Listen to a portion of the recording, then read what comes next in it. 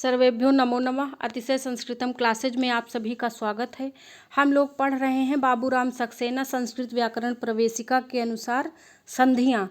तो हमने कहा था बीच बीच में हम प्रश्नोत्तरी भी कराएंगे, तो आज हम दूसरी प्रश्नोत्तरी कराने जा रहे हैं। तो चलिए प्रारंभ किया जाए। उपसर्गादृति धातुः सूत्रम अस्ति होगा। का नियम सूत्र, खा विधि सूत्र, गा परिभाषा सूत्र, घा अधिकार सूत्र। तो इनमें से कौन सा सूत्र है, वो कैसा सूत्र है उपसर्गादृति धातु? तो उपसर्गादृति धातु विधि सूत्र है। कैसा? विधि सूत्र है। तो प्रश्न नंबर 2 हम लोग चलते हैं, देखते हैं। आवर्णांत खाली स्थान उपसर्गात ऋकारादौ धातौ परे वृद्धि ही एकादेशः स्यात्। यहाँ पर ये जो ऋकारादौ हमने लिखा, ये वाला री होगा। हमारे कीबोर्ड में ये री था नहीं, तो इसमें क्या भरा जाएगा? का अचि परे, खा अत, गा आत, घा हल परे। क्या भरेंगे इसमें? तो इसमें भरा जाएगा आत, यानी कि आवर्णांत आत उपसर्गारात ऋकारादौ धातौ परे वृद्धि एकादेशः स्यात्। ये उपसर्गादृति धातु की वृत्ति है इस सूत्र की। ठीक, यानी कि ऐसा उपसर्ग जो आवर्णांत हो, उसके बाद यदि ऋकारादि धातु आए तो वृद्धि एकादेश होता है। यह कहने का तात्पर्य है इस वृत्ति की। आगे चलते हैं हम लोग। उपसर्गादृति धातु सूत्रे अनुवृत्ति ही। उपसर्गादृति धातु सूत्र जो ये है, इसमें अनुवृत्ति कहाँ से ली गई है? का आत की, खा वृद्धि की, गा अत की, घा आत और वृद्धि की। किसकी किसकी अनुवृत्ति ली गई है? तो इसमें कौन सा ऑप्शन सही होगा? तो इसमें घा नंबर सही है। इसमें 2 सूत्रों से अनुवृत्ति ली गई है। पहली आत की अनुवृत्ति आई है आद गुणा से, और दूसरा सूत्र है वृद्धिरेचि। वृद्धिरेचि से वृद्धि की अनुवृत्ति ली गई है। ठीक, तो उपसर्गादृति धातु भी वृद्धि एकादेश करता है, इसीलिए क्योंकि वृद्धिरेचि से वृद्धि की अनुवृत्ति ली गई है। ठीक, आगे चलते हैं। प्राधन रिच्छति प्रार्थति पदे संधि विधायक सूत्रम अस्ति। का उपसर्गादृति धातुः खा वृद्धिरेच, गा वृद्धिरादैच, घा वा सुप्या पिसल होगा यहाँ पे, वा सुप्या पिसल। तो इसमें संधि विधायक सूत्र कौन सा है? प्राधन रिच्छति प्रार्थति। तो इसमें कौन सा संधि विधायक सूत्र है? इसमें का सही होगा। 4 नंबर में का उपसर्गादृति धातु संधि विधायक सूत्र लगा है। यहाँ पर वृद्धिरेच से वृद्धि नहीं हुई है, ध्यान रखेंगे ना। वृद्धि करने वाले कई सूत्र हैं, जरूरी नहीं कि हर जगह वृद्धिरेच से हुई हो। इस बात का हमेशा ध्यान रखेंगे। और ऐसे ही प्रश्न पेपर में पूछे जाते हैं। जब रित शब्द के साथ किसी पूर्वगामी शब्द का तृतीय समास हो, आ और रित का री मिलकर क्या बनता है? का आर, खा अर, गा अर या आर, घा विकल्प प्रस्तुत करता है। तो इसमें क्या होगा? 5 नंबर में क्या सही होगा? आर, यानी कि वृद्धि आर करता है, आ और रित का री मिलकर। ठीक, 6 नंबर पे आते हैं हम लोग। प्रार्षभीयति पदे संधि विधायक सूत्रम अस्ति। का वृद्धिरादैच, खा वृद्धिरेच, गा वा शुप्या पिसल, घा उपसर्गादृति धातु। क्या होगा इसमें? 6 नंबर में, 6 नंबर में गा वा सुप्या पिसल होगा। ठीक, 6 का गा सही है। क्यों? क्योंकि वा सुप्या पिसल वृद्धि आर करता है, एक बार नहीं करता है। इस बार इसलिए इस सूत्र से 2 शब्द बनते हैं। प्रार्षभीयति बनेगा जब वृद्धि आर करेगा, और जब नहीं करेगा तब क्या बनेगा? प्रर्षभीयति ना, बैल की तरह आचरण करता है। प्रार्सभीयति और प्रर्सभीयति दोनों रूप बनेंगे वा सुप्या पिसल से। आगे चलते हैं। प्रश्न नंबर 7। वा सुप्या पिसल सूत्रम अस्ति।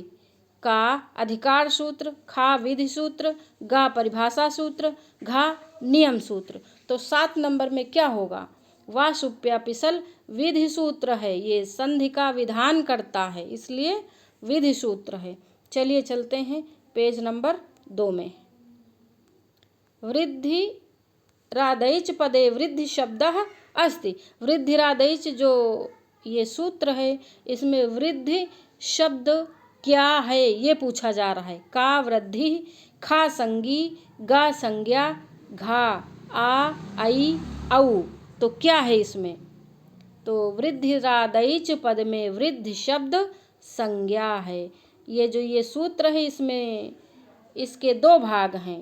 पहला भाग जो वृद्धि है वो संज्ञा है, आदैच पद जो है वो संगी है। संज्ञा और संगी 2 होते हैं, ये समझ लें। तो निरत्ययम अस्मिन् पदे समासः अस्ति। तो निरत्ययम में समास बताएं। का अव्ययी भावः, खा तत्पुरुषः, गा कर्मधारयः, घा बहुव्रीहि। तो निरत्ययम में समास कौन सा है? तो इसमें अव्ययी भावः।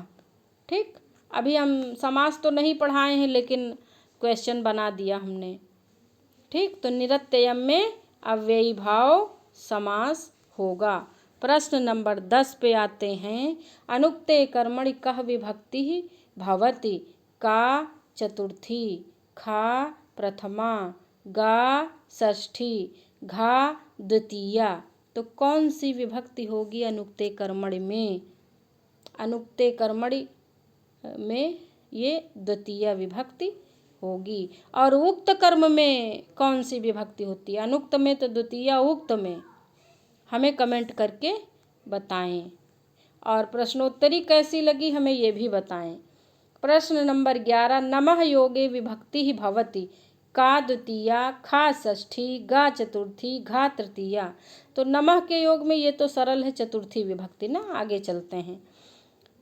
12 नंबर प्रश्न है। कर्तृ कर्मणो कृति इति सूत्रेण किम विधीयते? कौन सी विभक्ति का विधान करता है? कौन सी विभक्ति होती है कर्तृ कर्मणो कृति से? प्रथमा, खा द्वितीया, गा सप्तमी, घा षष्ठी। तो इसमें कौन सा होगा? 12 में घा ऑप्शन सही है, षष्ठी विभक्ति से संबंधित है कर्तृ कर्मणो कृति। 13 नंबर प्रश्न है। अस्मत् शब्द से षष्ठी विभक्तौ एक वचने रूपम भवति। का, तव, खा, नः, गा, मम, घा, न कोपि। तो इसमें क्या होगा? इसमें होगा मम। ठीक, गा नंबर सही होगा, गा नंबर।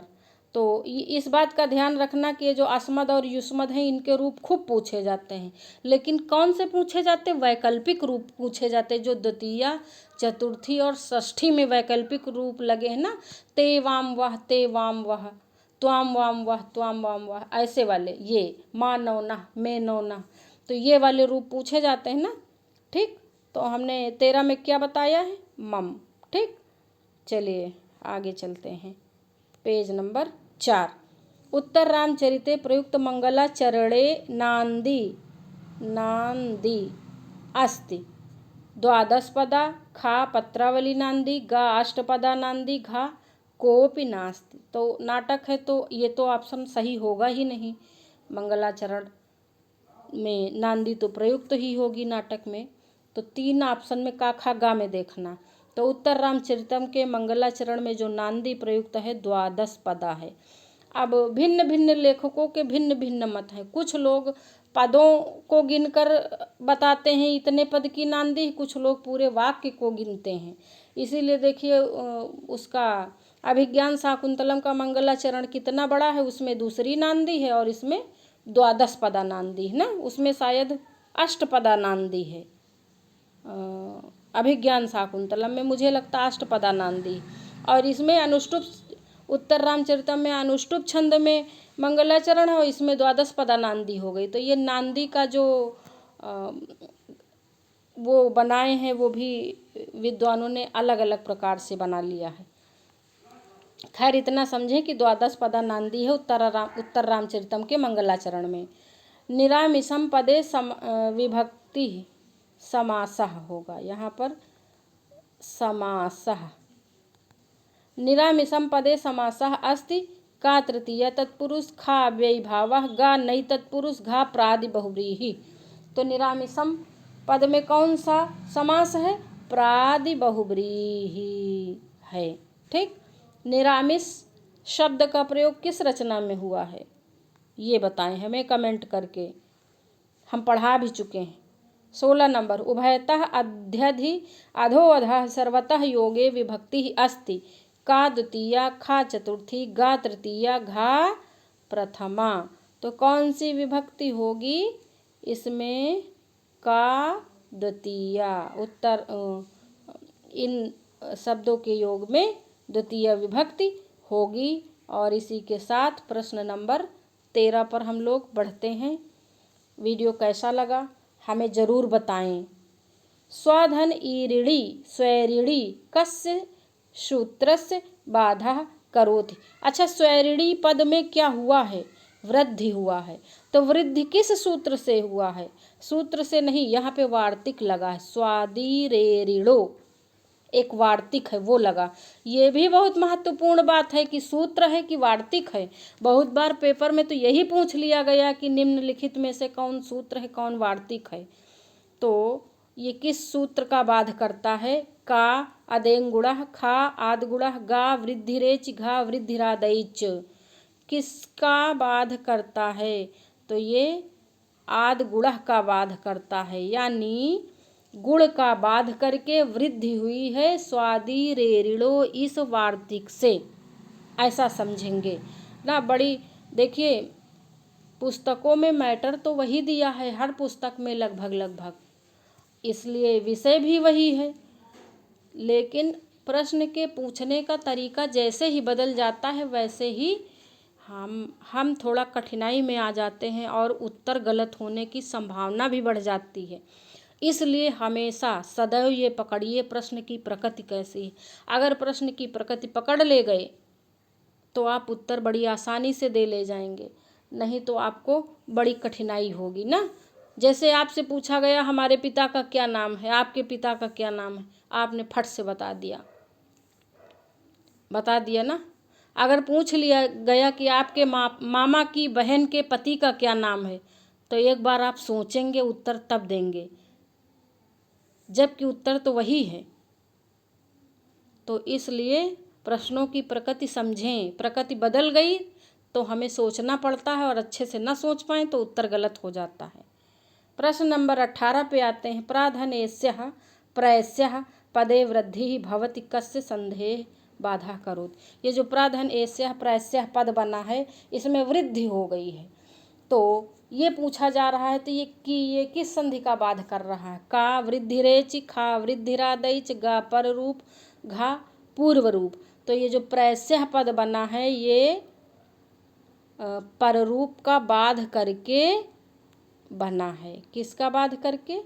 पररूप का बाध करके बना है प्रयस्यः, यानी पररूप का बाध करके वृद्धि हो गई और वृद्धिरादैच से वृद्धि नहीं हुई है, प्रादुहोढ्यं सैसेषु इससे हुई है। तो ये प्रादुहोढ्यं सैसेषु है क्या? ये सूत्र है कि वार्तिक है? ये हमें कमेंट करके बताएं, है ना। ठीक, आगे चलते हैं हम लोग। अच्छा, पेज नंबर 5 पे चलते हैं। ये प्रादुहोढ्यं सैसेषु वार्तिके प्राद पश्चात कदि पदाः सन्ति। देखिए इसमें लिखा ही है कि ये वार्तिक है ना। प्रादुहोढ्यं सैसेषु सूत्र नहीं है, वार्तिक है। तो इसमें पूछ रहा है कि जो है आवर्णांत उपसर्ग जो है आवर्णांत उपसर्ग है, इसके पश्चात कितने पद आए हैं? तो का नंबर 4, खा 5, गा 6, घा 7। तो कितने पद आए प्रादुहोढ्यं सैसेषु में प्रात को छोड़ के?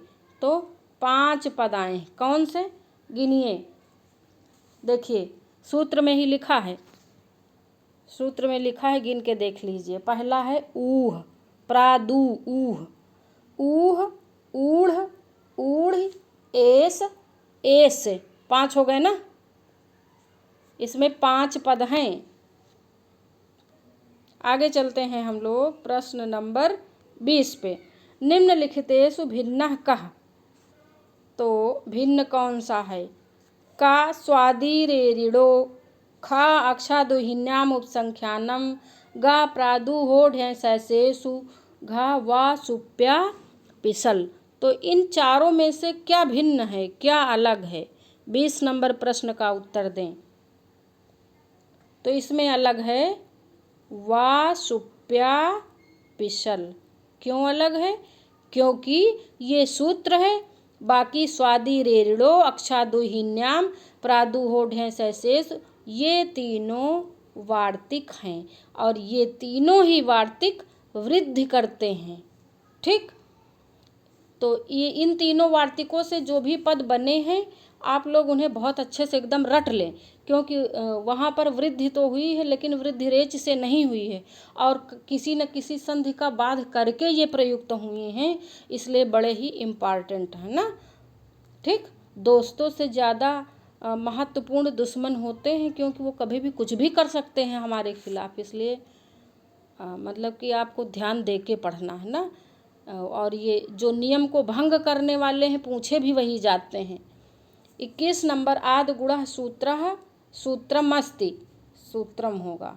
आद्गुणः सूत्रमस्ति, संज्ञा सूत्र, परिभाषा सूत्र, विधि सूत्र, नियम सूत्र। तो आद्गुणः से आद्गुणः गुण का विधान करता है, तो ये विधि सूत्र है। आद्गुणः कैसा सूत्र है? विधि सूत्र है। 21 नंबर में गा सही होगा। 22 नंबर कृष्णधन अस्त्रम, कृष्णास्त्रम अस्मिन् पदे संधि भवति। कृष्णास्त्रम में संधि कौन सी हुई? संधि नहीं पूछ रहा है, किस पद में संधि हुई ये पूछ रहा है। प्रश्न की प्रकृति समझना बहुत ही महत्वपूर्ण है। यहाँ पर संधि नहीं पूछ रहा। अभी यहाँ पे कोई संधि रखी होती, दीर्घ संधि रखी होती तो आप लोग फट से मार देते ना। तो यहाँ पर किस पद में संधि हुई? का पदे, खा समासे, गा वाक्य, घा धातुपसर्गयो। बताइए संधि जो हुई है वो किस में हुई है? तो कृष्णधन अस्त्रम, कृष्णास्त्रम। 22 का खा। यहाँ पर जो संधि हुई है वो सामासिक पदों में हुई, समास में हुई है। ठीक, न पद में हुई। हमने बताया था ना वर्ण विचार जब पढ़ा रहे थे, शायद उसी में बताया था। संहिता एक पदे नित्या नहीं, संधि विचार में ही पढ़ाए थे। संहिता एक पदे नित्या, नित्या धातु उपसर्गयो, नित्या समासे वाक्य तो विवक्षाम अपेक्षते ना। तो समास में, पद में, वाक्य में संधि करना नित्य है और धातु और उपसर्ग उसमें पद में, समास में, धातु उपसर्ग में संधि करना नित्य है और वाक्य में विवक्षा पर निर्भर है ना। कभी कभी जल्दी जल्दी में हम गलत बोलने लगते हैं। ठीक, तो ऐसे समझेंगे। आइए चलते हैं प्रश्न नंबर 23, जो कि आखिरी प्रश्न है इस प्रश्न श्रृंखला का। अर्ध समृद्ध स्वराह। अर्ध समृद्ध स्वर कौन है? वर्ण विचार में ये सारा पढ़ाए हैं। का, ए ओ, खा, ई, गा, उ, घा, औ, आई। तो इसमें से कौन अर्ध समृद्ध स्वर है? 23 का। ए और ओ अर्ध समृद्ध स्वर है। जो भी ना देखा हो वो पिछले वीडियो देखें, और हमने अपने टेलीग्राम चैनल में जो है बाबूराम सक्सेना में जितना पढ़ाया उसकी प्लेलिस्ट भी डाल दी है। तो आप लोग संस्कृतम 24 से हमारा टेलीग्राम चैनल सर्च कर सकते हैं और उससे जुड़ भी सकते हैं, और जुड़ जाएंगे तो जो भी वीडियो बनेंगे आपको वहाँ से भी प्राप्त हो जाएंगे। तो आज हम लोग यहीं तक रखते हैं। बहुत गर्मी हो रही इसलिए ज़्यादा वर्क भी नहीं कर पाते हैं, और इसके बाद हम लोग मिलेंगे नई वीडियो के साथ। वीडियो कैसी लगी हमें ज़रूर बताएं, और प्रश्न कैसे हैं ये भी बताएं। पढ़ते रहें, हम आपका सहयोग करेंगे। धन्यवाद।